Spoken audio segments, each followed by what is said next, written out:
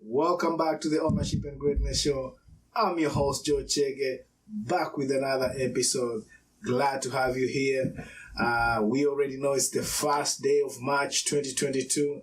Yeah, it's the beginning of the end of the first quarter, and I'm glad to be here. I feel like this year is really moving fast, and there's so much going on. February was a crazy month. We thought 2020 was crazy with COVID, and then 2021 happened, so much going on, and then 2022, bro, we're in the brink of a war. From the look of things, like we know Ukraine and Russia have a conflict, and it's crazy out there. So we pray that the people in that nation are gonna find a solution, because I don't think people are ready for this. Like, it's so much going on, like it's so much at stake, but all we can say is we pray for peace. We pray for them to come to an understanding so that things can continue working in the right order. But today, I just wanted to speak about something like I always say, we are here to be able to highlight stories about things that are happening around us that are crucial, and that I feel like it's necessary for us to just have a discussion, and not only that, just highlight it instead of letting it go. So I read something yesterday on the interwebs that really pissed me off, and this is in regards to how black people were treated at the border of Poland when they were trying to flee from the war, when they were trying to flee from what was happening between Ukraine and Russia. And to my understanding, I'm like, does racism ever take a day off? I feel like every single time the people of color are always being mistreated no matter where they are. And it's so sad that in the midst of all this crisis, in the midst of like a war where everyone is trying to save themselves, like where we have mothers trying to flee out of that country to save their children, we have people in place who are trying to make sure racism is at the forefront. I believe there are worldly laws in regards to war where every single person has the right to exit a country that has any conflict and be able to find safety in the neighboring country whenever there's a conflict. And I've seen this happen even in Africa. Whenever people have serious, I would say, tribal wars, the other neighboring countries are always willing to open their arms and receive the people who are in the midst of the conflict. And it's sad because if you study your history, like we know, we have always been open to assist people whenever there was a crisis. The other day, not too long ago, when the Afghanistan's people were trying to flee their country after the Taliban took over, we had African countries that opened their arms to receive Afghanistan people. And like we were willing to host them because we understood the rules of war. Like at the end of the day, humanity has to be at the forefront.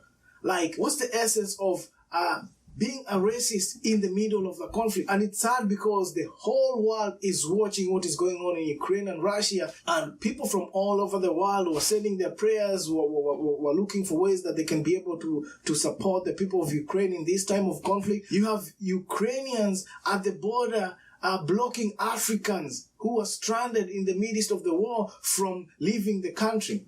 You're in a war zone, like there's a conflict going on. And these people are trying to save their families. You have mothers with babies in the middle of the night. It's chilly and cold. But the thing that pisses me off is like there's someone who's going to decide, oh, if you're white, then you're able to pass and go through. But if you're a person of color, if you're black, then we're not going to let you go. Like, who thinks like that? I'm confused. Like, in the midst of the war, instead of us supporting each other and holding each other's hand to support the crisis that's happening, you have the time and energy to prevent the other person from leaving your country in the midst of the conflict.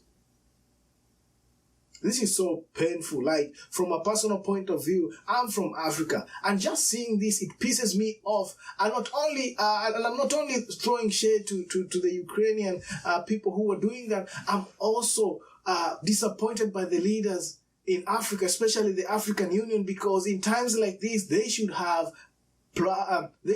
plans put in place to be able to evacuate their citizens. Not only their citizens, they should have plans to be able to evacuate Africans who are caught up in a crisis.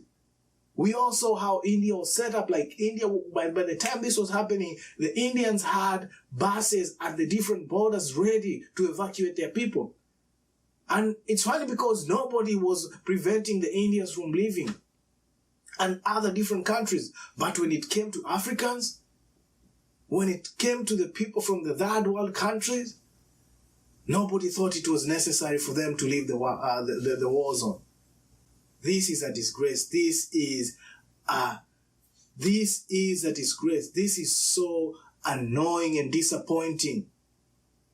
And I saw people were mad on social media. They're like, yo, we're not even going to continue praying for the Ukrainian people. We're not even going to be supporting them. Right now, we're just going to focus on seeing how we're going to help our brothers and sisters leave that land. I feel like humanity, I feel like human beings, we're at a point where we no longer care about each other. We are so caught up on caring about ourselves that we don't even care about the other person. It's like if it doesn't affect you, then you're not going to do anything. You're not even going to bother yourself. This is so disappointing. Like I read that story, it's been on my mind the whole night, trying to reach out to see how I can be able to support in one way or another. And I pray and hope that the people who are stuck there, they're going to be able to find a way out. And I'm grateful for the people who've taken the initiative to find ways to create systems and to send informations and tips on how they can be able to navigate and get out of Ukraine in this time of crisis. So today I didn't even feel like just coming in here and sharing all tips and ideas on how you can improve as an individual. I just felt like I had to come and tell this story because I believe every single time we don't narrate our stories always change and we're always fed with some information that is irrelevant. This is a crisis, and I feel like every single person deserves the right of passage out of a conflict area, regardless of their color, their skin, or their race. And this should be a lesson to us as Africans. Like, we need to learn from this, because I feel like every single time we are always at the front line of supporting other people who don't even care about what goes on in our communities or what goes on around the world to the people of color. We have to step our game. We have to voice out our opinion when it comes to stuff like this, because at the end of the day, if nobody's going to represent us, then we need to step up and create plus. We need to step up and create systems in place that are going to enable us to help our people whenever they need. This is a lesson that I hope the African Union has learned, and all the other bigger organizations that are always there to support the Africans all over the world. I pray and hope that they've learned from this and they're going to be able to, for once, sit down and create a plan that's going to enable us to be able to help Africans all over the world in times of crisis.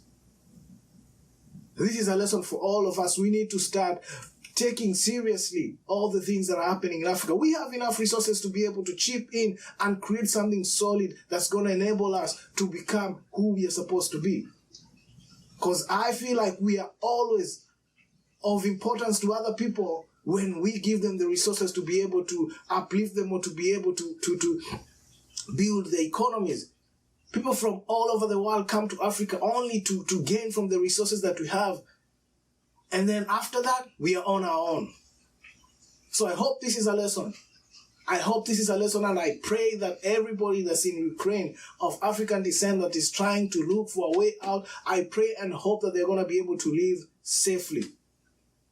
Because there's nothing we can do as ordinary people. But we have people in power who can call the shots. We have people in power who can actually create plans with the Polish government, with the other neighboring countries surrounding Ukraine to be able to help the Africans flee from the crisis that is happening there. So today, it's not about entrepreneurship, it's not about creativity, it's not about motivation, but it's about talking about the real issues that are affecting us right now, because this is an eye-opener. We don't even have an idea of how this crisis is going to continue moving or what direction it's going to take, because there's so much going on. Like, there are people who are like willing, they just want to go on to war, not caring about how it's going to affect humanity. We just came from a COVID crisis, and then the inflation, the economy is at its worst, and then guess what? Someone else decided, now this is the time for me to start a war. It's sad. It's sad, but I hope we find a solution. I hope the leaders of the world are going to be able to create a plan for peace. So my goal today is just to ask each and every one of us, let's see how we can be able to support our brothers and sisters who are in this crisis. Let's look for alternative ways. We all have our social media platforms. If you can be able to look for information the same way we share memes and tweets, let's share the resources that are going to enable our African brothers and sisters who are stuck out there in Ukraine or other places that need to be evacuated to go home. Let's think of ways and means that we can be able to implement that. If you don't have the resources, you have the social media platform where you can be able to advocate for our leaders to take the initiative that is necessary. You don't have to use your money, but you can use your power, your vote. You can use your social media to be able to highlight these issues so that the people who are supposed to be handling these issues we can hold them accountable and have them do what's necessary to make sure our brothers and sisters are safe and they're able to move from the crisis area to their respective countries. So this is just my own. So this is just my 2 cents in regard to what is going on, and it is really sad that racism never takes a break. Like even in the midst of the crisis, we still have to experience this as the people of color.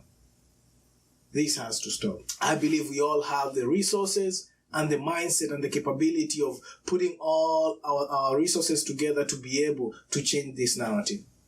Africa is the past, the present, and the future. And I believe great things are going to come out of that land.